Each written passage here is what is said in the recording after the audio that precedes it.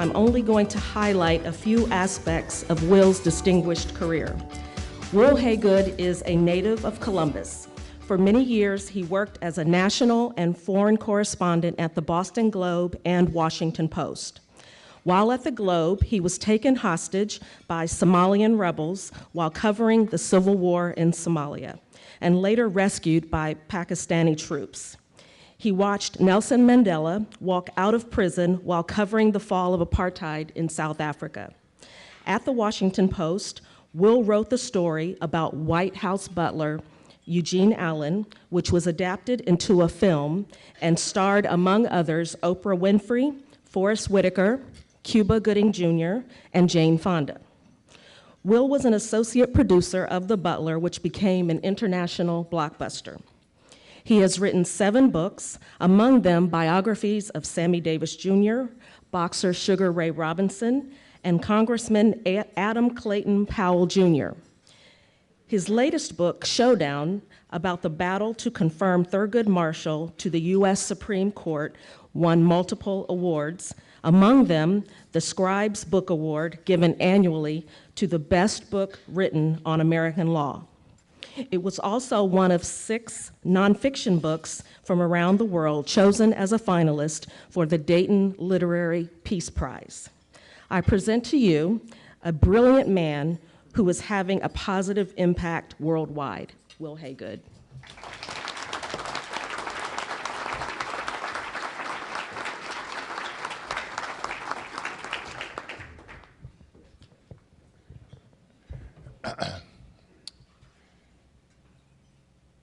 Most of my life is spent writing books, and writing books is a very lonely, solitary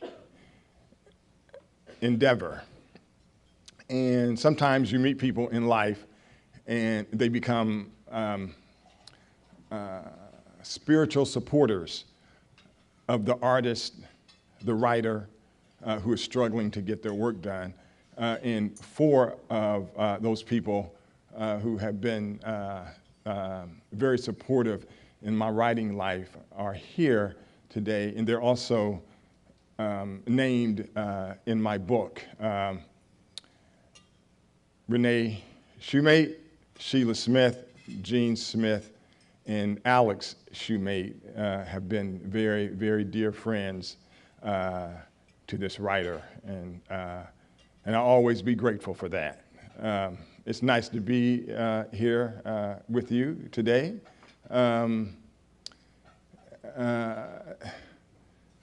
Just to tell you a little bit about the symmetry of my writing life. For some reason, in the past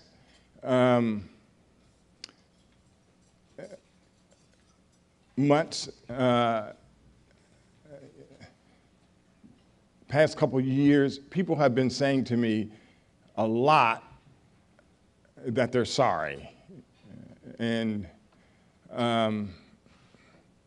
after the Butler movie went over $100 million at the box office, both of the ladies who turned me down for the high school prom called me.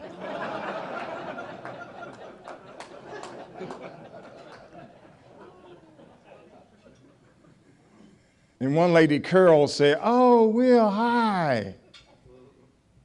You aren't holding a grudge, are you?" And I said, "Now, Carol, why would I hold a grudge about what happened on May 15th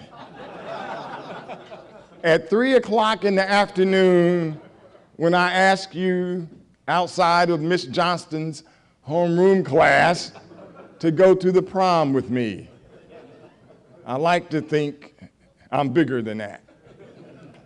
Recently, I was on the campus of Miami University. That's where I teach. I'm the Boadway Visiting Distinguished Professor at Miami. Now, that is quite an accomplishment for somebody who went to Miami and graduated with a 2.2. That's like what you call summa cum lucky.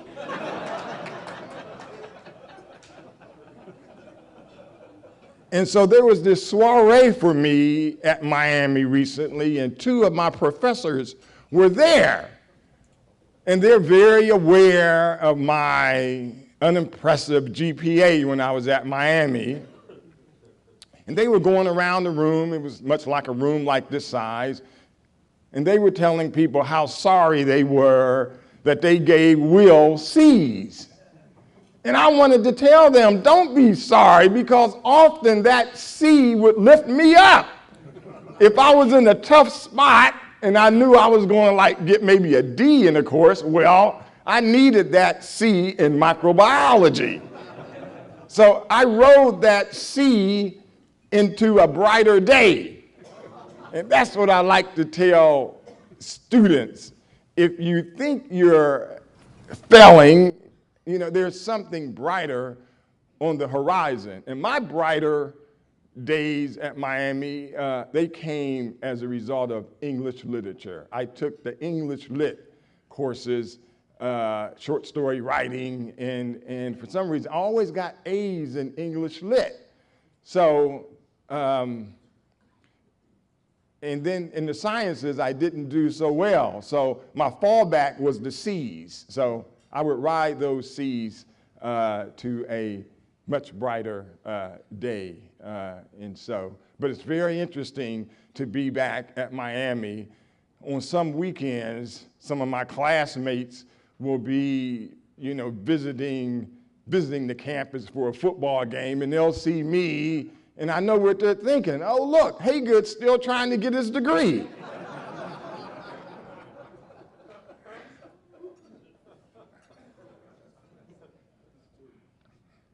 It doesn't take me to tell you that these are very serious times in America. The symmetry of my writing life in the past 3 years really, in a very interesting way, has revolved around a common man who was a dishwasher and who got a job at the White House in the pantry. His name, Eugene Allen. He worked 35 years at the White House for 8 presidents. Never missed a day of work. He started when Harry Truman was in the White House, and he worked all the way up to Ronald Reagan. There were days in the White House when he might go to his native Virginia, and he wasn't allowed to try on the suit in the store because of the color of his skin. Didn't matter that he worked at 1600 Pennsylvania Avenue, the most powerful address in the world. And yet, Eugene Allen never missed a day of work. He loved his country more than his country's laws sometimes loved him. Now, if you ask me, that's the definition of a true patriot. On the day that Lyndon B. Johnson summoned Thurgood Marshall, the legendary NAACP lawyer, to the White House, when he nominated him for a seat on the Supreme Court, there was a butler there who served him tea and cookies. The butler, Mr. Eugene Allen.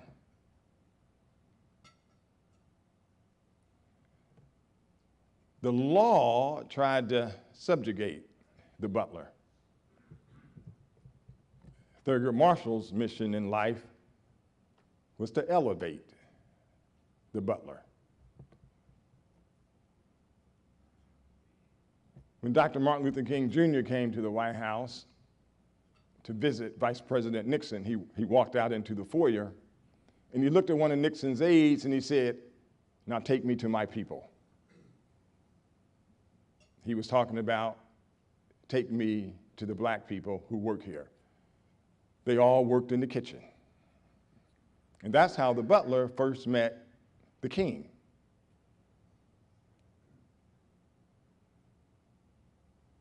It was a great journey for me to spend 5 years on the Thurgood Marshall book.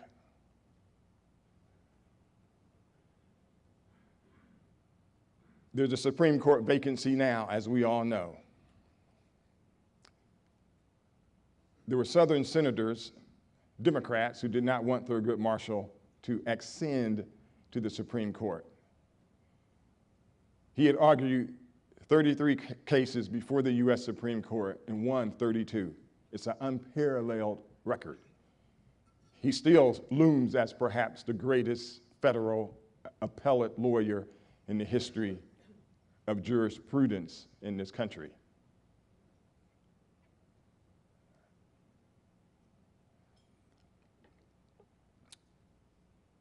There were only 2 senators living on the Judiciary Committee when I started writing the book, 2 senators from that committee who were still living, and I went and interviewed both of them. But Marshall's nemesis, main major nemesis, was an Arkansas senator by the name of John McClellan. Now, I had to track down his archives, his papers. They were at this little Christian college in the middle of Arkansas. So I called the library there and told them, my name is Wil Haygood and I'm at work on a book about Thurgood Marshall and the battle to confirm him for a seat on the Supreme Court.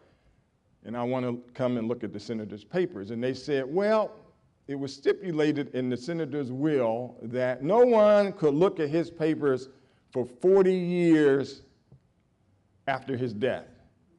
Then there was a pause. And the person on the other end of the phone said, oh my, Mr. Haygood, you're calling 40 years in 1 week after his death. And I said, Arkansas, here I come. And I hopped on a plane and I went to Arkansas and looked at these papers that nobody has ever looked at before. And I was finding some interesting things on the first day and some interesting things on the second day and on the third day, and the fourth day wasn't so good. And the fifth day, there was a box back on the shelves that said M that sort of stood out for some reason. And I asked the archivist, I said, I'd like to look at that box over there. And she said, fine, we'll have it brought out to your study area. And she did. And I'm looking through the box, you know, M, and I'm thinking maybe there's something here relative to Thurgood Marshall. And I'm looking at stacks of paper and stacks of paper, and I'm not finding nothing. And then at the bottom of the box, I come across a letter. And I read that letter. And it knocked me to my knees. That letter told me the reason why I was doing this book. And I'm going to read the letter to you. I brought it with me.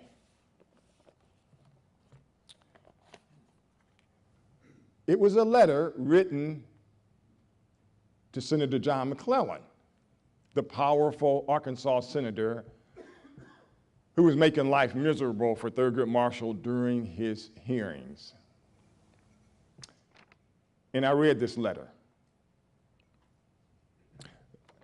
The letter writer got no answer. It says, file, no answer. Whoever she was, in the minds of the staff members in the senator's office, she did not deserve a response to this letter. It says, Dear Senator McClellan, I am a resident of Arkansas and a law-abiding citizen who believes strongly in God, the United States Constitution, and justice for all. Recently, I read an article concerning remarks made by you and another senator about Thurgood Marshall and his efforts to become an Associate Justice of the Supreme Court. Sir, I am a Negro and an American. I want you to know how I feel about Mr. Marshall's nomination. I'm sure that I can speak for all of the blacks in Arkansas. Mr. Marshall is just as qualified as any likely candidate that you know. It has been made quite clear which side you are on. We all know why you and the other Southern senators don't want him to be on the Supreme Court, and it's not because of the Constitution. Mr. Marshall doesn't lack any qualities. You don't want him because he's black, and that is the only reason.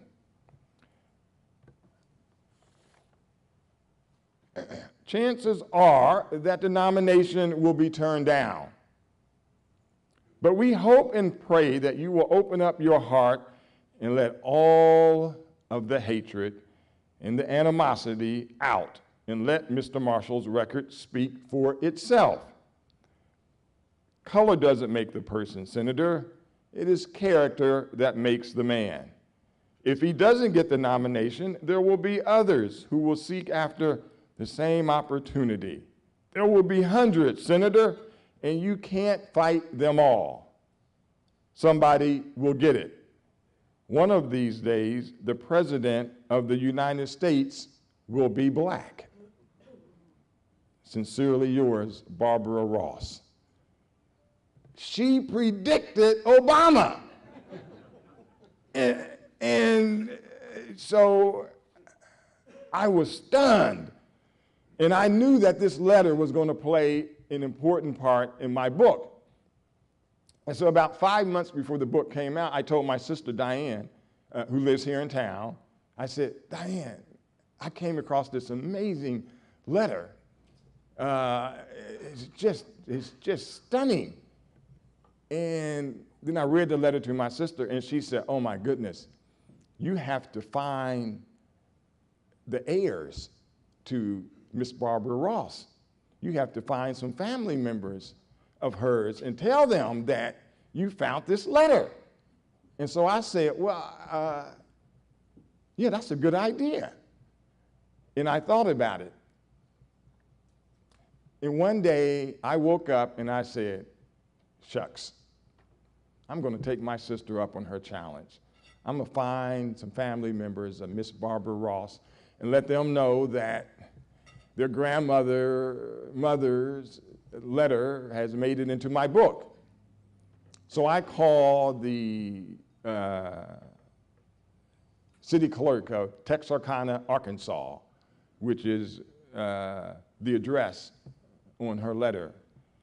And I said, hello, my name is Wil Haygood. I'm a writer. I've just finished writing a book about Thurgood Marshall in his efforts to become a Supreme Court justice. And there was a resident of your town named Barbara Ross, and I'm going to use her letter in my book, and I just want to let her family members know, and I'm trying to find her, and I'd appreciate if you could help me. And the city clerk said, well, the family name doesn't ring a bell to me, but let me do some research. And so about a week later, I come home in my apartment in Washington, and I still have an old-fashioned landline, and it has a little beeper thing, you know, like 6 messages, like you have 6 messages, you know. It's real old-fashioned, you know. I looked over there, and 6 messages. I said, whoa, wow, I got 6 messages, hey. You know, I started dancing like Hillary Clinton did on that Saturday Night Live skit. And so the messages started playing, and one of them was, Mr. Haygood, this is the city clerk from Texarkana. Here's a phone number, and you should call it. And so I sat down and called the number, and someone said, hello. I said, hi, my name is Wil Haygood. I'm a writer. I've just finished a book about Thurgood Marshall.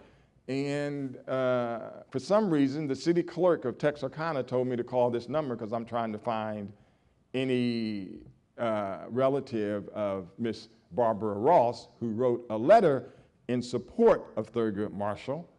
And she was challenging her senator. And I was told to call this number. And the lady on the other end said, "My name is Barbara Ross." And I said, "Oh, wow. Were you named after her?" And she said, "I was home from college and I was 19 years old that summer. And I had been following the Marshall hearings, and I was so upset.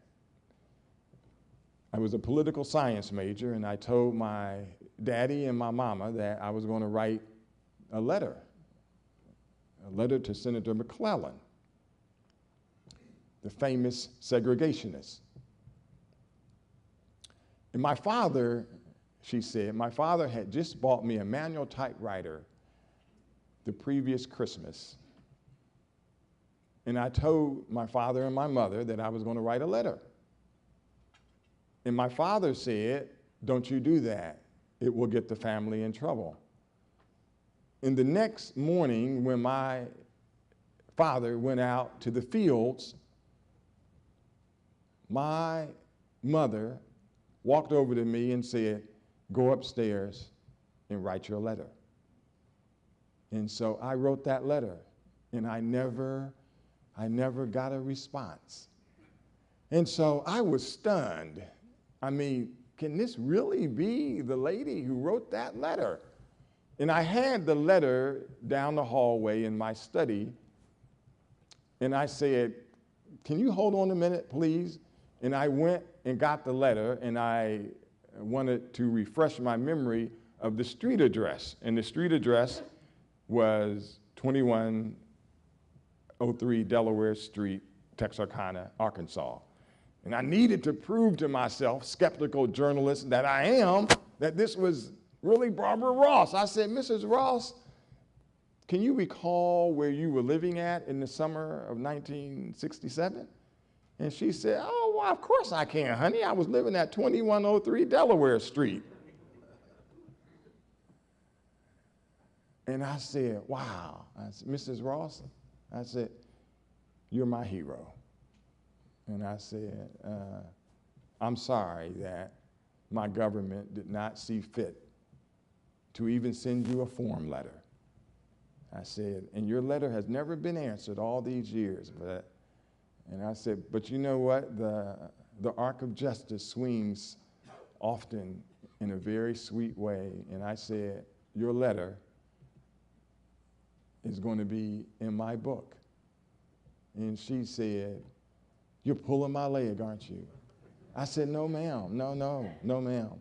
Your letter is going to be an important part of my book." And she said, "Oh my goodness, my daughter just lost her job, and this is the best news I've heard in a mighty long time."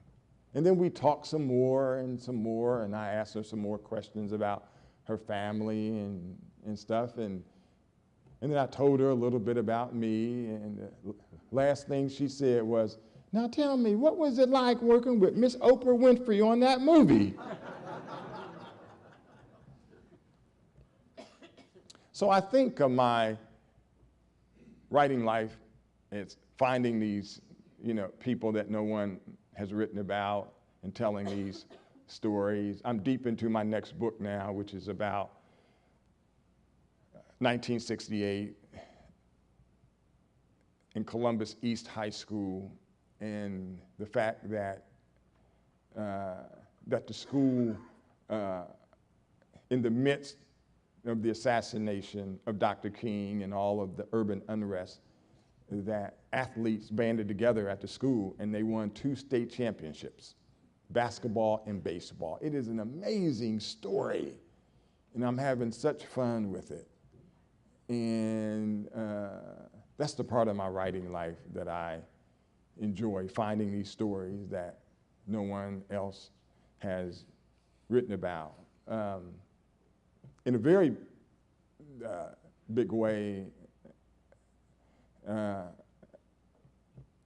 I think that the Butler story is so fascinating. His wife died the day before the election of the man who Barbara Ross predicted would be at the White House. And so Mr. Allen goes to vote all by himself, one of the loneliest scenes that I have ever witnessed, a man who had been married 65 years to the same lady, and she dies the day before the election, and he goes to vote. And Obama wins, and the transition team sends a letter to the Butler inviting him to the inauguration. And for some reason, they send a letter to the writer, to me. And so I take him, him, and his son. And that was a cold January day, as you all remember. And the Butler, who met the king, when he saw the first black man take the oath of office in the greatest country on earth, he leaned over to me and he said, when I was in the White House, you couldn't even dream that you could dream of a moment like this. It was a beautiful moment when the Marines on duty saluted him. So, here's the lesson. America will endure. America will survive what is happening during this campaign season. There are just too many people, black, white, young, old, older, women, transgender. It's just too many people. We're just too rich of a country to let this slow our roll, and it will not. I've traveled around the world, and I've met dictators, and I've seen the dark side of dictatorial fiefdoms. America is the gold standard, and we will keep on setting that gold standard. I'm truly convinced of that. The Butler, now, no doubt, he's up in heaven with all the other people up there who have gone. And some nights he might say to them, hey, would you like to watch a movie? And they look at him quizzically and he says, but it's not about you. It's not a movie about you. It's about little old me. So it's almost biblical, the story, because it says in the Bible, the first shall be last, and the last shall be first. Thank you very much. We have time for some questions? Yes.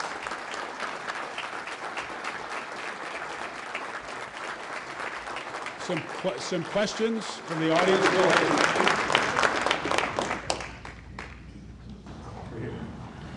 Hi, thank you for that speech. That was wonderful. I teach constitutional law, and I teach in the Marshall Brennan program. Oh, wow. At Capitol Law School. And so we sort of live Justice Marshall's legacy at the law school. But oh, that's great. That's so great. I really appreciate that. The question I had for you, as a law professor and constitutional scholar, is we hear today that we've never been so divided, you know, and that's why this confirmation of Judge Garland is so difficult.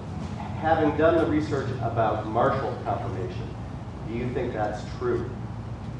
Do you think that time was as divided as we are? Yes, one of the things that I think stood out during the hearings for Marshall is that there were very conscientious Republicans, Everett Dirksen, who stood up and told the U.S. Senate he's qualified and he's going to get confirmed.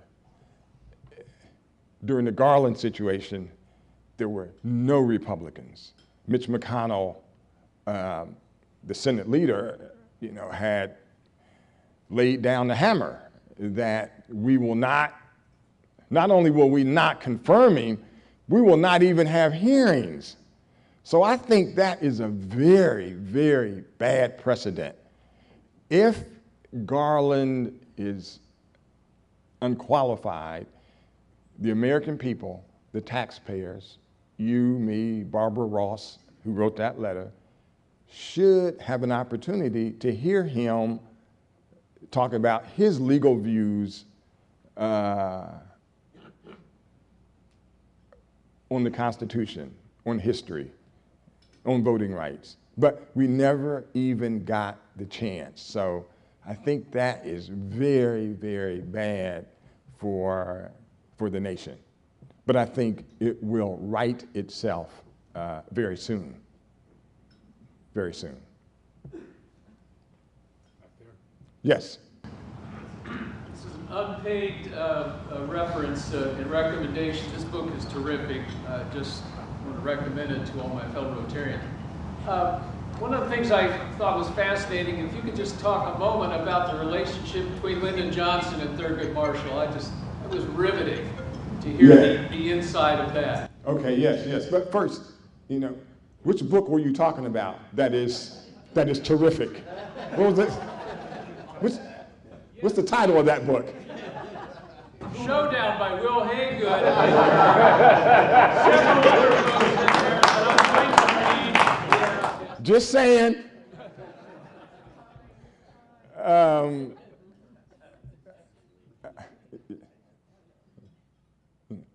It is a fascinating relationship. Lyndon Johnson and Thurgood Marshall, both Southerners, one white, one black. Johnson had first heard about Thurgood Marshall, Johnson from Texas, when Thurgood Marshall was in Texas researching and fighting the famous, epic, all-white Democratic primary case known as Smith v. Allwright, in which, for voting rights for blacks, Marshall took it to the Supreme Court and won. And Johnson wanted to integrate the U.S. Supreme Court, and he knew that he had to get somebody extraordinarily brilliant, and so he chose Marshall. One of the fascinating things about that is that Johnson had to encourage Tom Clark to step down from the bench. Tom Clark, because really there was no vacancy like there was a vacancy when the justice died and Merrick Garland was nominated, Justice Scalia. There was no vacancy then, but Johnson, being wily and shrewd, he convinced Tom Clark to step down. Now you might ask, how did he do that? And Johnson called Tom Clark to his office and said, "Tom, your son Ramsey, I love that boy. I've been knowing him since he was a kid. And doggone it, I wanna nominate him to be my attorney general. But doggone it, I can't because his daddy's on the Supreme Court. And that would be a conflict of interest. But I want you to go home tonight and tell your mother, tell your wife, Mrs. Clark, that her boy's not going to be able to be my attorney general. And you tell her that for me." And so Tom Clark said, "Oh my God, Mr. President, is there anything I can do?" And he said, "Well, I suppose, Tom, I'm not telling you what to do, but I suppose that if you were not any longer on the Supreme Court, that would make my job a whole lot simpler to get your son to become my attorney general." And that's the story of how Lyndon Johnson created an opening on the Supreme Court. Late in life, when Lyndon Johnson was out of the White House and living in Texas, one night he called Thurgood Marshall, who was on the bench, but Marshall was in his home in Virginia. and they were talking. There's a transcript of this conversation that I found at the LBJ library, and it's fascinating. He says to Thurgood Marshall, "Thurgood, the hell you put me through to get you onto that court. It was utter hell. God, now you messed up my life. It was hell." And he said, Marshall said, "Well, Mr. President, I'm sorry about that, but goodness knows I love you." And then Lyndon Johnson said, "I'm going to write a book." This is in the transcript of the conversation. He said, "I'm going to write a book about the hell it was to get you onto the Supreme Court." And 6 months later, Lyndon Johnson died without writing the book. And my niece, bless her heart, she graduated from Miami of Ohio with a 3.2. She said, "Uncle Will, so you wrote the book that President Johnson never had a chance to write." And I said, well, sweetheart, that's a nice line. I think I'm going to use that on my book tour.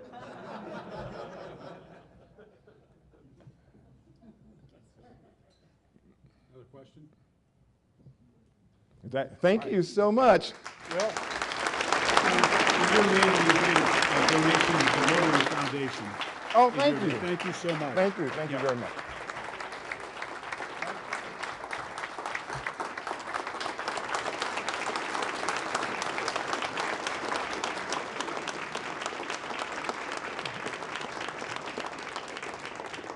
Thank you very much, Will. Next week, William Murdoch, head of the Mid-Ohio Regional Planning Commission, will be our speaker. Please bring your guests. This will be very informative about the future of Central Ohio. And this meeting is adjourned.